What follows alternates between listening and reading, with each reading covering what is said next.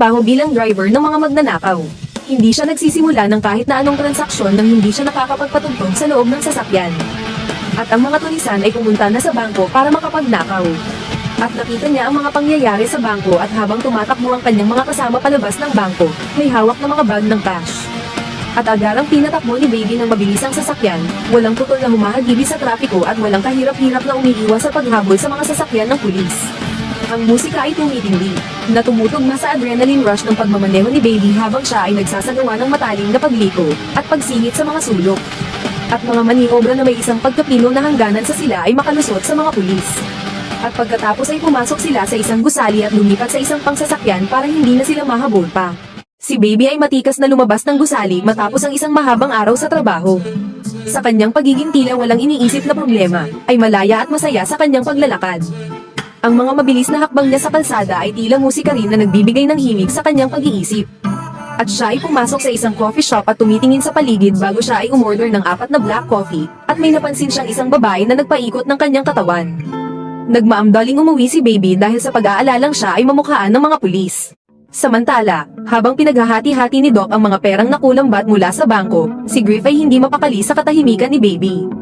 Hindi mapigil ang magtanong ni Griff kung paano nangyari na naging kasama sa grupo ng mga magnanakaw ang isang taong hindi kayang makapatay ng kapwa-tao. Gusto ni Griff na magalit sa kanya si Baby sa pambubwisit niya, pinatahan siya ni Doc at iniabot ang kanyang parte. Sa parking area naglalakad si Doc at Baby at pagkatos ay ibinigay ni Doc ang parte ni Baby at sinabing isang trabaho na lang at bayad na si Baby sa utang niya kay Doc. At pagkatapos ay umalis na si Doc. Si Baby ay kasamang nanonood ng telebisyon ang matandang si Joseph, at pagkatapos ay inalok naman ni Baby ng pagkain ng matanda, at gustong-gusto naman ng matanda. At pinaghanda siya ni Baby ng tinapay na may palaman at nag-request ang matanda kung gaano karaming palaman ang ilagay sa tinapay, at nanood ng TV. At nakita ng matanda na si Baby ang pinaghahanap ng mga kapulisan, at pinaglaruan muna ni Baby ang matanda bago iabot ang pagkain at sinabi ang tungkol sa napanood at inamin naman ito ni Baby na isang trabaho na lang at makakaalis na siya sa mga sindikato. At pagkatapos at nanood sila ng palabas habang ang matanda naman ay nakatulog na sa kanyang upuan. Si Baby ay isang kamangha-manghang bata na nakakagawa ng mga tunog gamit ang mga salitang napapakinggan niya sa kanilang grupo. Ginagamit niya ang mga ito upang lumikha ng mga kombinasyon ng iba't ibang instrumento na siyang nagbibigay buhay sa kanyang mga komposisyon. Ito ay isang lamang libangan para sa kanya. Nagtungo ng coffee shop si Baby nang hindi inaasahang napahanga sa boses ng isang babae at agad niyang ni-record ang kanyang napakinggang. Biglang dumating ang isang waitress upang tanungin ang kanyang order, ngunit napansin ang cassette recorder ni Baby, at sinubukan ng recorder at nagpakilalang siya si Deborah. Nalito si Baby sa kanyang kagustuhang magpakilala at hindi mapakali sa kanyang katorpehan kung ano ang kanyang sasabihin. Nagkaroon ng pagkakataon ng dalawa na mag-usap tungkol sa kanilang personal na buhay at sa kanilang mga pangalan na may kaugnayan sa mga kanta. Napag-usapan ni Deborah at Baby ang kani-kanilang pagkakakonekta sa musika. Sa ganda ng boses ni Deborah ay tinanong niya kung sino kumanta ng kinakanta niya. Natila kinikiligang ang dalawa. Pinuntahan ni Baby ang music shop kung saan ay binili niya ang list na kanta ni Carla Thomas. At masayang-masaya na sinayaw ni Baby ang tugtog na kinakanta ni Deborah. Natutuwa ang matanda para kay Baby dahil sa unang pagkakataon ay nakita niyang masaya at in love si Baby. Naantala ang pagsasayaw dahil tumawag si Doc para sa huling trabaho na ipagagawa ni Doc. Sumugod na palabas ng sasakyan ang mga tulisan na kasama ni Baby, at binaril ni Bats ang security sa labas at nilooban na ang gusali. Habang si Baby ay nakikinig ng gusto niyang tugtog na nag-aantay sa kanila at nagmamadaling tumatakbo papuntang sasakyan ng mga tulisan, at pinaandar kaagad ni Baby ang sasakyan. Subalit hinarang ng pulis at pinagbabaril sila nito, binangga ni Baby ang pushcart para matamaan ng isang security, at pinadaan niya ang sasakyan sa gilid, at patuloy silang binabaril ng pulis. Patuloy na pinapatakbo ni Baby ang sasakyan hanggang sa marating niya ang kalsada, ay nakampante na si Baby at ang mga kasama nito at nagtanggal pa ng kanilang mga maskara.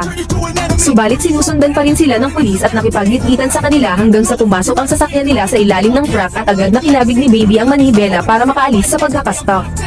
At tunawid sa kabilang kalsada at di na nakasunod ang pulis. At mabilis silang kumilos at nagsitakbo para sila ay makalipat ng masasakyan na hindi makilala ng mga pulis na sila ay nagnakaw sa bangko. At mabilis na pumasok si Baby sa isang gusali at pumarada sa parking lot para makapagpalit muli ng panibagong masasakyan hanggang sa sila ay tuluyan ng makatakas. Bitbit ang kape at iniabot sa kanyang mga kasamahan subalit ang isa ay wala na sa kanyang kinauupuan at sinabi sa kanya ni Bratz na hindi na niya ito makikita. Pagkatapos magparte-parte ng pera ay nagsiuwi na ang mga ito at iniabot ni Doc ang parte ni Baby at sinabing bayad na siya sa kanyang utang at malaya na siyang gawin ang gusto niya. Subalit may isang bagay pang pinakiusap si Doc. Pinadispatcho pa kay Baby ang sasakyan na may bangkay. At pagkatapos si Doc ay lamarga na. At dinala ni Baby ang sasakyan sa dump site para ipadurog ito, at pinanunood ang pagyupi ng sasakyan habang inaalala ang nakaraan. At pagkatos ay tumalikod na si Baby at nag-iisip kung saan siya pupunta, at masayang umalis si Baby. At malamang si Deborah ang nasa isip niya. Nakangiting binati ni Deborah si Baby. At sinabing siya ang huling customer niya matapos ang 30 minuto, at siya ay marami pang gagawin sa kanyang pag-uwi gaya ng paglalaba. At sinabi naman ni Baby na kung pwede sing sumama. At tinanong niya kung gusto ni Baby ng kape. Sinabi naman ng kanyang kasamahan na matagal ng customer si Baby at ang nanay niya ay dating nagtatrabaho doon. At iniabot ang kape ni Baby at tinanong kung ano ang order niya. At tinanong niya ang buong pangalan ni Deborah. Sinabi naman ito ni Deborah at inihalin tulad naman ito sa isang kanta. At kinanta naman ito ni Deborah, subalit may isa pang kantang Deborah na alam si Baby at pinakanta ito sa kanya ni Deborah. At kumanta ng bahagya si Baby ng Deborah at naningiti na kinikilig ang dalawa sa kanilang pagtitinginan. At tila nagkakapalagayan na rin sila ng loob na hindi mabitawan ang kanilang mga ngiti na nagpapasaya sa isa't isa. At gustong parinig ni Baby ang kantang Deborah sa isa niyang iPod. Subalit tinawag na si Deborah para utusan dahil may ipapagawa pa sa kanya. Si Baby ay nag-aantay kay Deborah sa labas ng kanyang pinagtrabahuan at natuloy ang kanilang date. Napaka-romantic ng gabing iyon para sa dalawa at kinikilig sa galak ang kanilang mga puso habang ninanamnam ang mga sandali. Subalit lumabas sa eksena si Doc at nagpakita kay Baby na may gustong ipahiwatig sa kanya. Pinuntahan ito ni Baby at kinausap si Doc. Sinabi sa kanya ni Doc na may malaki silang transaksyon na makukuha at kinakailangan niya ang mahusay na driver na katulad ni Baby. Subalit tumanggi si Baby at sinabing may trabaho na siya. Pinilit pa rin ni Doc ang kanyang alok na trabaho at sinabing magagawa niyang kumain sa mamamahaling restaurant kasama ang kanyang minamahal. Ginipit na siya ni Doc at sinabing sasaktan niya ang mga mahal niya sa buhay kung tatanggihan pa siya. Walang magawa si Baby kundi sumagot ng oo. Tinanong ni Deborah si Baby kung gusto niyang magkape o magpahinga sandali. At sinabi sa kanya ni Deborah na huwag siyang mag-alala para sa kanya sapagkat siya ay makapag-aantay sa oras na handa na si Baby. Sa lagkit ng tinginan ay hindi nakapagpigil ang mga labi. Sinimulan na ni Doc na pag-usapan ang gagawing pagnanakaw sa isang postal bank na may nakatabing malaking halaga na makapagpapayaman sa kanila. At sinalaysay ni Doc ang mga gagampanan ng bawat isa. Subalit may isang bagay pa silang gagawin. Una nilang pupuntahan ang mga kontrabandong armas na kanilang gagamitin sa pagnanakaw at may contact si Doc sa transaksyon na iyon. At binili ni Doc na matapos makuha ang mga baril ay sa kinatataywang gusali na sila magpapalipas ng gabi. Si Doc ay galit na galit matapos mabaygo ang kanilang plano sa pagkuha ng mga armas. Sa kabila ng pagkansela ni Doc sa planong pagnanakaw ay nag-isip ng paraan ang mga tauhan niya para matuloy pa ang pagnanakaw sa post office. Pagkatapos sang ayunan ng lahat ay nagsitulog na sila. Subalit sinubukan ni Baby na tumakas, ngunit napigilan siya ni Buddy at Bats, at natuklasan ang kanyang recording cassette at inakalang si Baby ay isang especially iya. Inilabas lahat ng kanyang mga cassette tape at sinimulang patugtugin ni Doc, at natuklasan ang boses ni Deborah, at sinabi ni Doc na magpapalit sila ng driver. At galit na sinabi ni Baby na walang ibang magmamaneho sa kanila kundi siya lang. Bumaba na ang tensyon at nagpahinga na sila para sa paghahanda sa pagsapit ng umaga. Sumapit na ang umaga at nagtungo sila sa naturang post office. At sinimulan na ang pagsasagawang pagnanakaw. Ilang minuto pa ay dumating na ang kanyang mga kasama at nasalubong ni Bats ang isang security at pinaputokan niya ito. Na siyang kinagalit ni Baby at pinatakbo ang sasakyan na may mga bakal na nakausli sa harapan nila at tumitil sa buhay ni Bats. Sila ay tumakbo palayo sa mga pulis at nagkapalitan ng mga putok.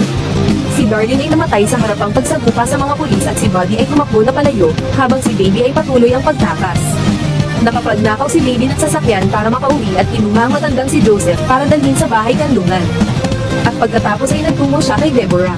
At sa hindi inaasahang pagkakataon nag-aantay na sa kanya sa loob si Buddy. Mabuti na lang at may dumating na pulis at ginamit na pagkakataon ni Baby para tumakas kay Buddy. At sinama na ni Baby si Deborah. Nagpunta sila kay Doc at humingi ng tulong si Baby kung paano sila makakatakas palabas ng Atlanta. Dahil kay Deborah kaya siya tinulungan ni Doc. Dahil minsan ang umibig si Doc kaya alam niya ang pakiramdam ni Baby. Ngunit sa kanilang pagtakas, tinambangan sila ni Buddy sa parking garage, at inaabangan na sila ni Buddy, at sinagasaan ni Buddy si Doc ng sasakyan ng pulis na kunuhan niya sa may restaurant. Sumakay sa kotse si Baby at Deborah at pinatakbo ng mabilis ni Baby ang kotse hanggang sa marating nila ang itaas nita. At ginawang bitag ni Baby si Deborah para hindi siya mapansin ni Buddy na may tulak ang sasakyan nito. At gumamit pa ng mas malaking sasakyan si Baby para tuluyan na nilang may tulak ang sasakyan ni Buddy at mahulog palabas ng gusali. Nagtagumpay silang tumakas mula sa Atlanta, ngunit nasangkot sila sa isang engkwentro sa daan na nagresulta sa kanilang pag-aresto. Pinigilan ni Baby si Deborah na paandarin pa ang sasakyan at sinabi niya kay Deborah na hindi na siya babalik sa mundo ng krimen. Lumabas si Baby at sumuko na sa mga kapulisan sa kanyang paglilitis. Ipinagtanggol si Baby ng kanyang mga kaibigan at iniligtas ng mga tao. Nahatulan si Baby ng pagkakakulong ng 25 taon. Ngunit may pag-asa pa siya na makalaya ng 5 taon habang nililitis ang kanyang kaso. Matapos ang mga taon ng pagkabilanggo, siya ay pinalaya at natagpuan si Deborah, na naghihintay sa kanya ng tulad ng pangarap niya.